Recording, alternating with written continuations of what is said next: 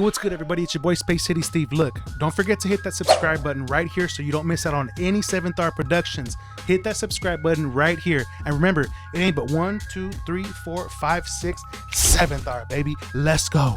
The Los Angeles Lakers have beat the Houston Rockets 112 to 108. And we do have standout performances. For example, Marcus Smart with 21 points, 4 rebounds, 10 assists, 5 steals, and 2 blocks. We got LeBron James with 29 points, 13 rebounds, 6 assists, 3 steals, 1 block. Rui Hachimura with 22 points. I mean, the Lakers had pretty great performances all around. And I mean, I'm gonna just dive into it. I thought it was pretty cool how Bronny had that moment where LeBron hit the screen and Bronny was able to slip to the back, hit that 3-pointer. That was pretty cool. Like at that point of the game, I think that happened like mid to late second quarter. But at that point of the game, I felt like the Lakers were steamrolling. I mean, they were on absolute fire. And I think that, man, they got real close to playing with the food this game, dude. Like, they got real close to playing with the food because the Rockets obviously took it to overtime. And Sengun, kind of was catching a little bit of fire in that fourth quarter, and especially during overtime.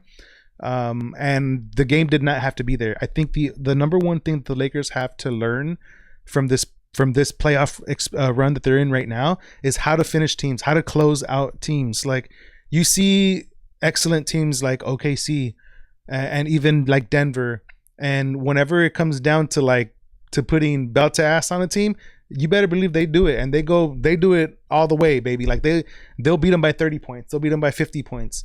The Lakers find themselves in close games whenever it's a close game. Like whenever they play a team that's really good, they play up to the opponents. Whenever they play a team that's not as good, I feel like they play down to the opponents. And I don't know why that is. Then again, this is the playoffs, and it's fantastic to learn your lessons on a win. Shout out to JJ Redick. I think his job coaching has been incredible. He's coach of the year for me. Definitely coach of the year because of the way that he was able to balance this crazy Lakers season. You got injuries in the beginning. LeBron didn't play to start the year, and then we got Luka out now. Austin Reeves is out now, and so the whole dynamic of the team has to change. And shout out to obviously the players for doing it, but for JJ Redick to be able to do this and allow players to shine and to kind of like keep the team together intact amidst a huge change. Because bro, a team that had Luka Doncic and Austin Reeves as your 1 and 2, and they're not here, and it's the playoffs. That's a tall task, dude. That's an incredibly tall task. But JJ Redick continues to get it done. So Bronny had that moment that was cool. I'd love to see a little bit more of Bronny, dude. But hey, the Lakers have a good thing going. I'm glad that we're seeing him in the playoffs at all. So I think that's awesome. Last year in the playoffs, I feel like JJ Redick kind of went a little too far with not playing the other players.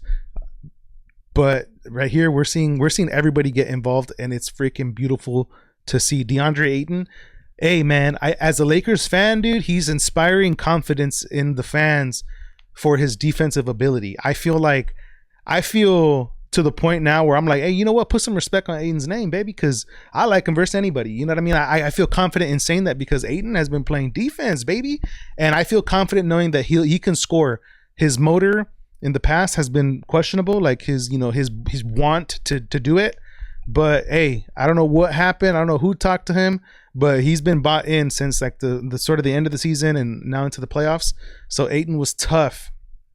But Jackson Hayes, Jackson Hayes' performance is going to get lost in this game because of how it ended and LeBron hitting that 3 to tie the game. And, Marcus Smart having such a standout performance. I feel like people are not going to talk about Jackson Hayes, but I have been a huge fan of Jackson Hayes for a long time now. And for a second there in that fourth quarter, I was like, Jackson Hayes is MVP. If not MVP, co-MVP of this game. Because he was all over the place on defense. Like, hey, Jackson Hayes is incredible. And obviously I got more players to talk about. My mind's kind of, I'm just kind of giving you guys my thoughts right now. So I'm gonna circle back to the players, but a thought, like, dude, what I have been saying this whole time is that these Lakers are becoming the Showtime Lakers. I truly believe that, like, because the Lakers have the right pieces, and then they have more. There's a surplus of talent on this team. The Lakers are deep as hell. Let me explain. In past years, we've had Vanderbilt being our defensive guy, our bully, and he's fantastic. But the knock on him is that his I mean, he's a lock. He's a defensive guy, and that's pretty much it. I mean, he can obviously, you know, get some rebounds because that's part of what lockdown defenders do. But as far as shooting the ball, there's not really much there. And so now we have Marcus Smart, who can do all of that. Marcus Smart's another player that I wanted to talk about because of his IQ. He's like having Rajon Rondo. Marcus Smart is like having Rajon Rondo on the team back when they won with Anthony Davis in the bubble championship, which is the toughest championship. Shout out to the Lakers for that win. And I remember thinking like, man, it was a shame that that team broke up, to be honest. But Rondo is one of my favorite players because he's an IQ player.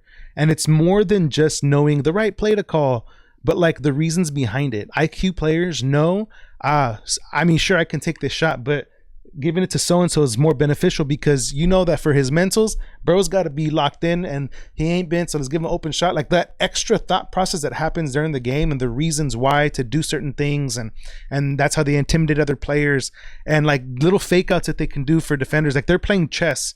I feel like Marcus Smart, to me, has elevated into that like Rondo, LeBron, maybe not obviously like that insane of a IQ player, but he's definitely in that like category. And that's incredible to have for the Lakers because he can see the game the way that LeBron wants to see the game. And I feel like that's important to have. So LeBron has Marcus Smart. And then, anyways, I don't know, bro. Anyway, so drawing it back, these Lakers are becoming the Showtime Lakers because, I mean, I went on this whole rant about Marcus Smart, but we still have Jared Vanderbilt. You get what I'm saying? What? Like, we still have him. And he still goes out there and he still does what he does. You know, the way that these teams work, whether it's NBA, NFL, MLB, is like, man, the contracts got to line up. In the NFL, you get a good quarterback, you draft a good quarterback. He's got 4 years on his rookie deal where he's not getting paid a lot. Man, if they find out that he's good, they're going to try to overload and pay receivers top of the market money because they don't got to pay the quarterback yet. You know, you got to make those line up. So same here. Like right now we're in this magical moment where we have Luka Doncic, like that's mind blowing. Austin Reeves, LeBron James, Marcus Smart, Luke Kennard, Rui Hachimura, DeAndre Ayton. Bro, like, and I can keep going. It's incredible. That's why these are the Showtime Lakers, because anyone out there on the floor can impact the game. It's incredible, bro. So let me go back to the whole Jared Vanderbilt, but we got Marcus Smart. We still have both. We got DeAndre Ayton. Bro can score, and he's down to play the role that the team needs him to play right now, and that's incredible. But he's a clear talent, dude. I mean, he's a tough defender. He's got finesse. He's got skill. He's a good player. Whereas in previous years we only had Jackson Hayes, and obviously I love Jackson Hayes, but we still have him, and we still have Ayton. You get what I'm saying? We got Luka Doncic. Oh, we had LeBron. We have both of them. Are you kidding me? We have an emerging Austin Reeves. Like, dude, this team is gonna win it all. This team is destined to win it all. Now, it's not gonna be easy. Well, actually, I don't think it's gonna be that hard either, to be honest, because they're getting past the Rockets. I think next round, it's going to be Oklahoma City. We're not worried about that at all. Don't let the narrative, don't let the media get you all freaked out about OKC. We don't care about none of that. You know who doesn't care about that? Luka Doncic don't care about none of that. So come on, baby. Luka Doncic is the OKC Reaper, baby. So we're not worried about none of that. People talking about, oh, his last game he got injured, bro. We're not worried about last game. When it matters, look back at the games last year. When was it? Anyways, I don't know exactly, so I'm not going to try to remember that and pause my flow right now. So these Lakers are Showtime Lakers. They almost played with the food, dude. They almost played with the food, and I think they got to watch out, man, because you cannot play with the food when it comes to teams like San Antonio, when it comes to teams like OKC and Denver. You cannot play with the food there. So the Lakers need to, hey, enjoy the win, but hey, you would never accept anything in a win that you would accept in a loss. And so had the Lakers lost, we would have been screaming, what? I don't know. Nope. Quit the turnovers, bro. Like, what? Come on. So the Lakers, there's a lot to be excited about. Man, the next game, it's got to be in a couple of days. So that's gonna be fun. I'm gonna keep you guys up to date with another video after that game. But those are like my quick reaction, my quick thoughts about the Los Angeles Lakers after defeating the Houston Rockets. Man, let's go. Follow your boy on the socials. You can find those on the description down below, and subscribe for more videos about all the things we got going on this channel, bro. I promise you, it's popping. But appreciate y'all, and I'll see you guys in the next video. I believe that art lives within every soul, within you, and it's not just what you create, it's who you are. SEVENTHAURA exists to affirm that truth, to remind you and the world to embrace your inner creativity and to pursue your one wild and precious life. Our collection is the physical manifestation of this belief. Timeless pieces like our signature caps, beanies, and shirts, crafted with premium materials and subtle designs that invite you to carry your inner art outward. Wearing them is not about logos. Every piece we make is an invitation that becomes a declaration of one simple truth: you are art. Head to SEVENTHAURA.com and explore the collection today, because you are the art that the world needs. Fellas, let's talk real estate for a second, because if you're thinking about buying a home or an investment property, you need somebody who actually has your back, not someone who's just trying to make a sale, someone who keeps you protected throughout the entire process. And that's exactly why you should work with Frania Lepe. She's a Houston realtor who takes your security seriously, financially, and legally. She makes sure you understand every step, every number, and every piece of paperwork so you never feel lost or taken advantage of. She's big on transparency. She'll tell you what's a good deal and what's not, and what traps you should avoid. And whether you're more comfortable in English or Spanish, she's fully bilingual, so nothing gets lost in translation. No surprises, no hidden terms. Whether you're buying your first place or upgrading to something bigger, Franny makes sure that you move confidently and safely. She keeps the process smooth, clear, locked in from start to finish. So if you want a realtor who treats your money and your future with the same care she'd give her own, contact Frania Lepe. Her is at Real Estate with Frania on all platforms. That's at Real Estate with Frania on all platforms. Secure the right place with someone who's really in your corner. Let's go. Fellas, listen up for a second. If you're planning to tie the knot, whether it's a big wedding, something low-key, or even a last minute, let's just do this, you need an officiant who keeps the ceremony smooth, personal, and actually enjoyable.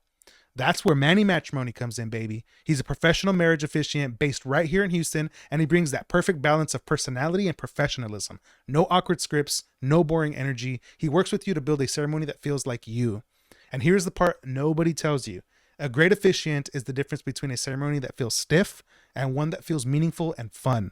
And that's what makes it unforgettable for everyone. He handles everything from personalized vows to making sure your paperwork is squared away. And if you need him outside of Houston, he can travel too, just a small additional fee. So if you're ready to secure your wedding day and lock in someone who will make the moment count, hit him up at 661-800-8654. That's 661-800-8654. Don't wait until the last minute. Dates fill up fast. If you're looking to get your brand in front of the eyes of millions across multiple platforms, reach out to production@SEVENTHAURA.com. Again, that's production@SEVENTHAURA.com to get started.